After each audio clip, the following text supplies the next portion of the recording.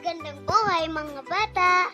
Tara, samahan ninyo akong matuto kasama si Teacher Aika, your online teacher. Please don't forget to subscribe, like, share, and hit the notification bell for more videos. Thank you! Matatag Kurikulum, Araling Panlipunan, Grade 4, Quarter 1, Aralin 7. Ang ating aralin ay tungkol sa kahalagahan ng katangiang heographical sa pag-unlad ng bansa. Ako si Teacher Aika, ang inyong online teacher.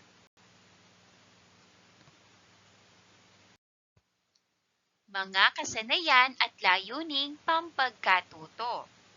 Una, natutukoy ang lokasyon ng Pilipinas sa pamamagitan ng mapa.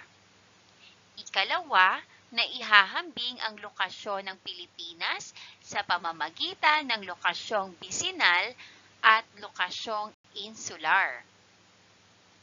Ikatlo, napahahalagahan ang lokasyon ng Pilipinas sa pamamagitan ng malikhaing pagguhit.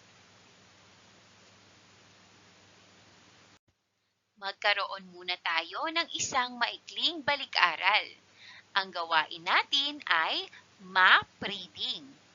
Ilalarawan ng mga mag-aaral ang katangian ng nabunot na etno-linguistikong pangkat sa Pilipinas.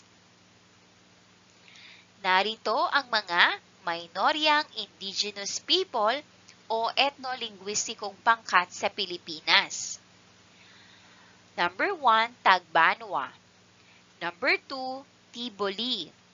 Number 3, Manobo. Number 4, Badjao. At number 5, Maranao. Ibigay natin ang mga katangian. Siyempre, sagutin natin. Una ay ang mga Tagbanwa. Nakatira sa Palawan. Kilala sa kanilang makulay na pista at pamumuhay sa pagsasaka. Partikular ang pagtatanim ng palay. Ikalawa ay ang Tiboli. Matatagpuan sa Timog Mindanao. Sikat sa kanilang mga makulay na tela at tradisyonal na musika. At may malalim na koneksyon sa espiritual na ritual.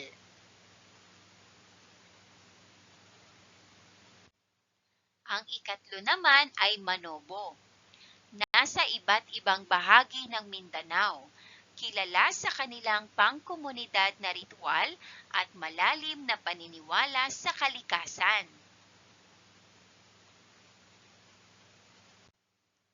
Ang ikaapat naman ay mga Badjao, nakatira sa baybayin ng Sulu Archipelago, mahuhusay sa pangingisda at may matibay na koneksyon sa buhay dagat.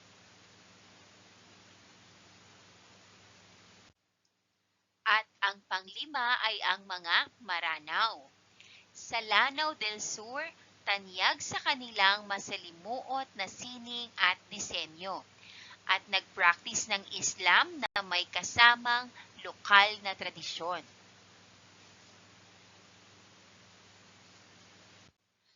Ano nga ba ang kahalagahan ng mga pangkat etniko sa Pilipinas? Ang kahalagahan ng pangkat etniko sa Pilipinas ay ito ang nagpapakilala sa mundo kung gaano kayaman ang kultura ng bansa. Ang mga etniko ang nagpepreserba ng mga sinauna pang kaugalian, tradisyon at kultura ng iba't ibang pangkat etniko na dapat ipagmalaki at pahalagahan.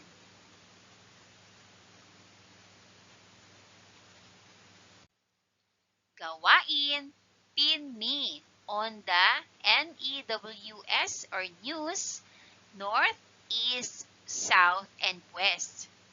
Panuto, sa pamamagitan ng pin location icon flag, ididikit ng mga mag-aaral sa mapa ng Pilipinas ang mga bansa o mga anyong tubig na malapit sa Pilipinas.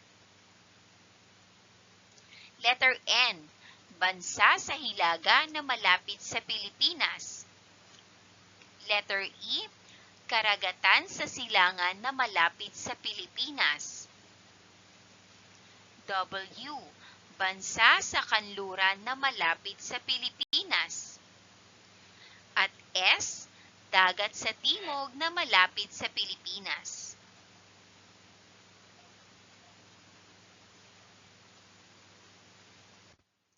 Narito ang mga tamang sagot. Sa north o hilaga makikita ang Taiwan. Sa east o silangan makikita ang karagatang Pasipiko. Sa W or west kanluran makikita ang Vietnam. At sa south or timog makikita ang Celebes Sea.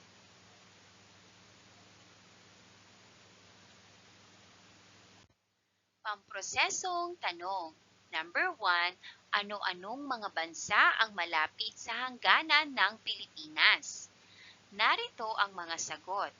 Sa hilaga, makikita ang Taiwan. Sa silangan, makikita ang Palau at Guam. Sa timog, makikita ang Indonesia. Sa kanluran, makikita ang Vietnam. Number 2, ano-anong mga anyong tubig ang makikita malapit sa Pilipinas? Narito ang mga kasagutan. Sa hilaga, makikita ang Bashi Channel. Sa silangan, makikita naman ang Pacific Ocean. Sa timog, makikita ang Celebes Sea. At sa kanluran, makikita ang South China Sea.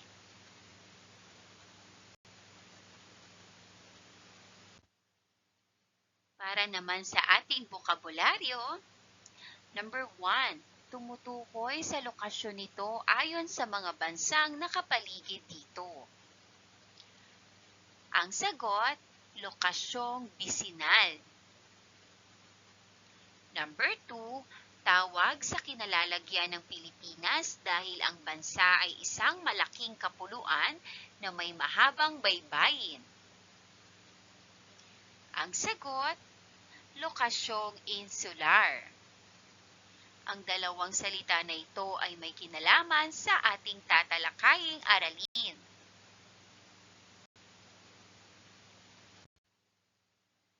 Ugnayan ng lokasyon ng Pilipinas sa heograpiya nito.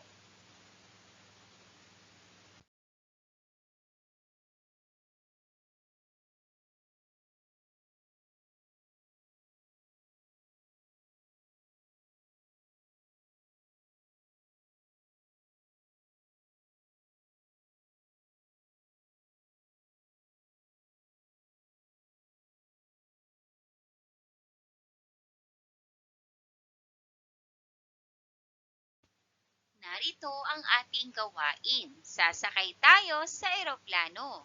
Panuto, hikayatin ang mga mag-aaral na gumawa ng eroplanong papel. Ang guro ang magsisilbing flight attendant o tour guide na maglalarawan sa lokasyon ng Pilipinas at ang mga mag-aaral ang magiging pasahero habang hawak-hawak nila ang kanilang nilikhang eroplano. Mga kagamitan, eroplanong papel. Background music na piliin mo ang Pilipinas at syempre ang mapa ng Pilipinas. Handa ka na ba? Simulan na natin! Mabuhay! Maligayang pagdating sa Philippine Airlines Domestic Flight. Ako ang inyong flight attendant sa araw na ito. Handa na ba kayong libutin ang buong Pilipinas? Subalit bago tayo lumipad, narito ang ilan sa ating mga paalala. Hinihiling namin na mangyaring ikabit ninyo ang inyong mga seatbelt sa oras na ito. At isecure ang lahat ng bagahe sa ilalim ng inyong upuan o sa mga overhead compartment.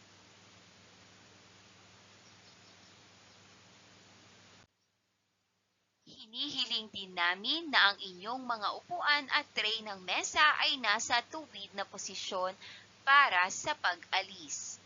Kung handa na kayo, lilipad na tayo mula Kanluran papuntang Hilaga, Silangan at Timog ng Pilipinas. Habang tayo ay nasa Himpapawid, tingnan nating mabuti ang lokasyon ng Pilipinas. Ilalarawan ang mapa ng Pilipinas. Ano ang inyong napapansin? Bagamat kapuluan ng Pilipinas, ito ay napapaligiran ng mga karatig bansa.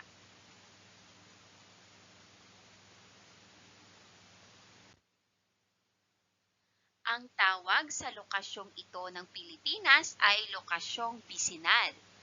Ang lokasyong bisinal ng isang bansa ay tumutukoy sa lokasyon nito ayon sa mga bansang nakapaligid dito.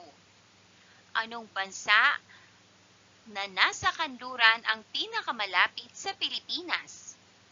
Ano namang bansa na nasa hilaga ang malapit sa Pilipinas? Ano-anong mga bansa ang makikita sa silangan ang pinakamalapit sa bansa natin? Sa timog na bahagi ng Pilipinas, anong bansa ang malapit dito?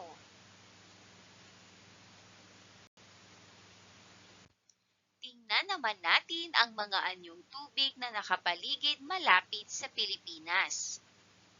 Ang tawag sa lokasyong ito ng Pilipinas ay lokasyong insular. Tinatawag na lokasyong insular ang kinalalagyan ng Pilipinas dahil ang bansa ay isang malaking kapuluan na may mahabang baybayin. Sa lokasyong insular makikita ang kinalalagyan ng Pilipinas ayon sa lapit nito sa mga anyong tubig at anyong lupa. Anong anyong tubig ang makikita sa kanluran at hilaga ng bansa? Ito ay ang South China Sea at ang Bashi Channel. Anong anyong tubig naman ang nasa silangan at timog ng Pilipinas? Ang mga ito ay ang Pacific Ocean at ang Celebes Sea.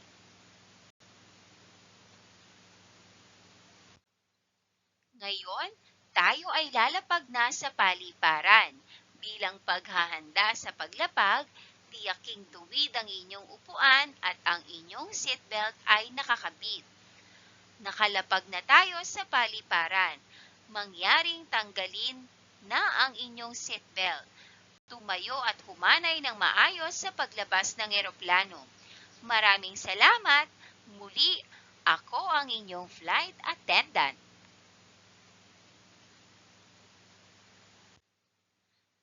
Pamprosesong tanong. Number 1. Ano ang tinatawag na lokasyong bisinal? Number 2. Ano-anong mga bansa ang malapit sa A. Kanluran ng Pilipinas, B. Hilaga ng Pilipinas, C. Silangan ng Pilipinas at D. Timog ng Pilipinas. Number 3, ano ang tinatawag na lokasyong insular?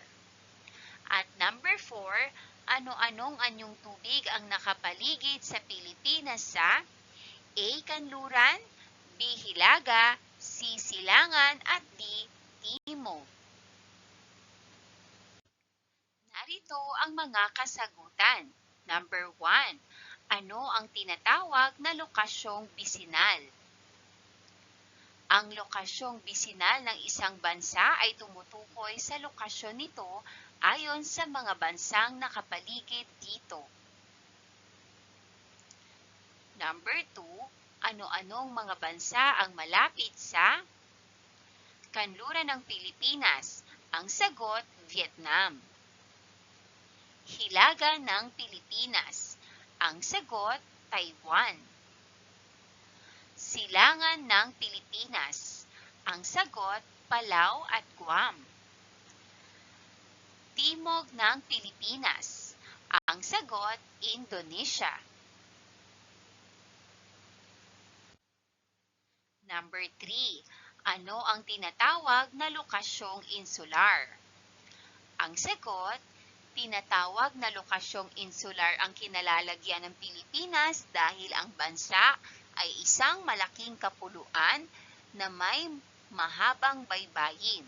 Sa lokasyong insular makikita ang kinalalagyan ng Pilipinas ayon sa lapit nito sa mga anyong tubig at anyong lupa.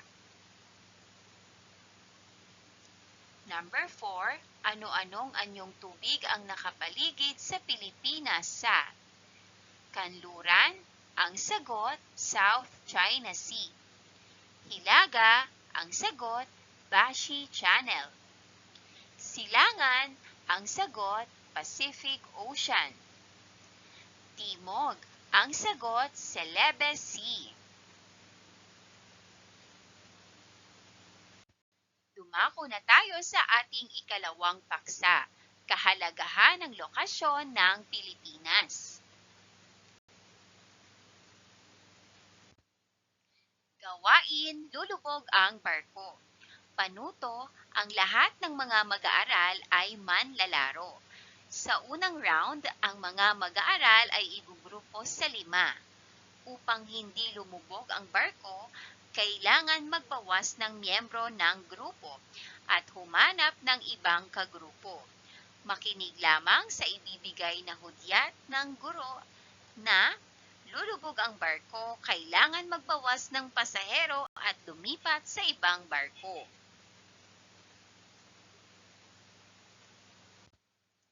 Kahalagahan ng lokasyon ng Pilipinas. Ang Pilipinas ay angkop para sa tanggulang lakas panghimpapawid at pandagat. Dahil mula sa bansa, kitang-kita ang hilagang Asya, Timog Silangang Asya hanggang Timog Kanlurang Asya o Gitnang Silangan. Ito ang dahilan kaya matagal na panahong nananatili ang base militar ng Amerika sa Pilipinas. Ngayong wala na ang mga base militar ng Amerika sa bansa, ay pinanatili ng Pilipinas ang magandang relasyon at pagkakaibigan ng lahat ng bansa nakapaligid tulad ng Russia, Federation, China at United States. Ang ating pinakamahalagang rutang pangkalakalan ay ang daungan ng mga barko para sa ating kalakalan sa Pasipiko patungo sa mga bansa sa Timog Silangan. Ang Ninoy Aquino International Airport o NAIA na pandaigdigan nating paliparan ay nagiging terminal ng mga sasakyang pamhimpapawid na nagmumula pa sa Timog Silangang Asya, Japan, United States, Australia at Europe. Sa ganitong paraan, malakas ang negosyo ng ating airlines. Marami ring kalakalan ang ating mailuluwas patungo sa iba pang bahagi ng mundo. Dahil sa napakaganda nating lokasyon, maraming mga dayuhan ang nais makarating sa Pilipinas at nananatili dito.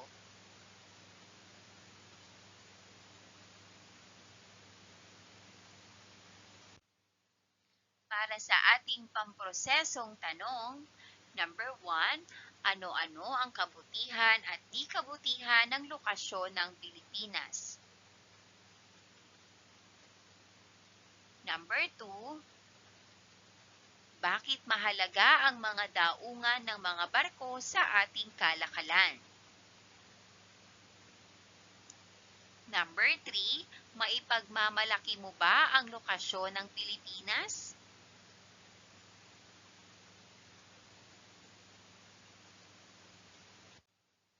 Narito naman ang mga kasagutan. Number 1, ano-ano ang kabutihan at di kabutihan ng lokasyon ng Pilipinas? Una ay ang kabutihan. Number 1, marami tayong pulo na nagsisilbing daungan ng iba't ibang sasakyang pandagat.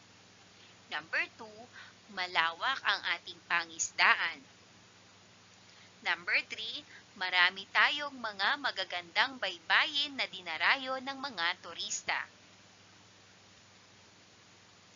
Para naman sa di kabutihan, number 1, ang pagiging kapuluan ay malaking hadlang sa pakikipag-ugnayan sa iba't ibang bahagi ng bansa.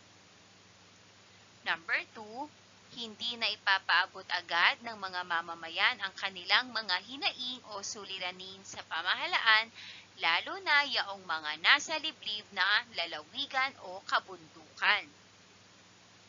Number 3, sa ating mga baybayin, marami tayong mga daungan na siya ring dahilan kung bakit maaaring may makapasok na mga smuggler.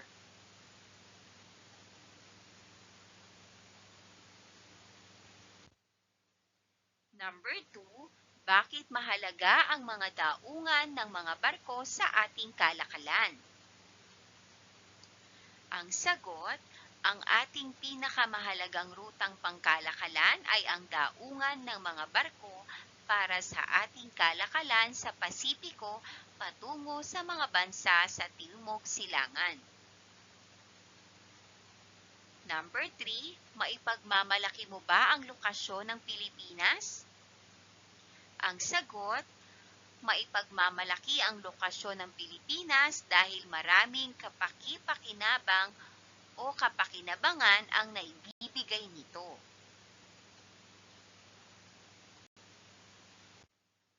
Paglalapat at pag-uugnay.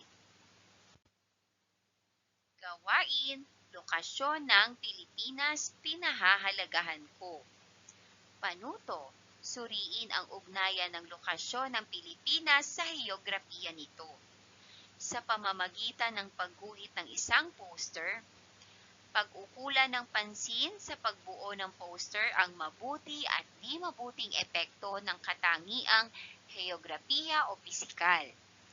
Gawin ito sa short bond paper at bibigyan kayo ng inyong guro ng 3 minuto upang mag-aral para sa gawaing ito. Gawing batayan ang rubrics na ito. Narito ang mga criteria: paksa, pagkamalikhain, kalidad ng gawa, at kalinisan. Good luck! Pabaong pagkatuto. Gawain may bucket list. Balikang muli ang mga napag-aralan tungkol sa ugnayan ng lokasyon ng Pilipinas sa heograpiyang ito. Ang tanong, batay sa lokasyon, bakit maituturing na ang Pilipinas ay mapalad at nakalalamang sa iba? Ang sagot, ang Pilipinas ay mapalad sa lokasyon dahil sa estratehiyang posisyon nito sa Timog Silangang Asya, na nagbibigay ng magandang oportunidad para sa kalakalan at pakikipag-ugnayan. Ang mayaman nitong likas na yaman, magagandang baybayin, at iba't ibang ekosistema ay nagdudulot ng mga benepisyo sa ekonomiya, turismo at agrikultura.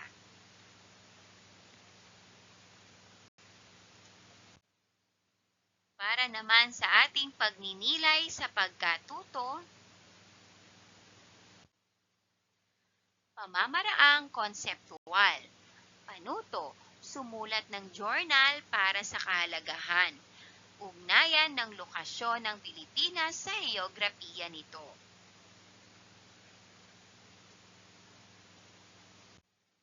At para sa ating pagsusulit, panuto, suriin kung mabuti o hindi mabuti ang epekto ng ugnayan ng lokasyon sa heograpiya ng bansa. Lagyan ng masayang muka kung maganda ang ugnayan at malungkot na muka kung hindi. Isulat ang sagot sa iyong sagutang papel.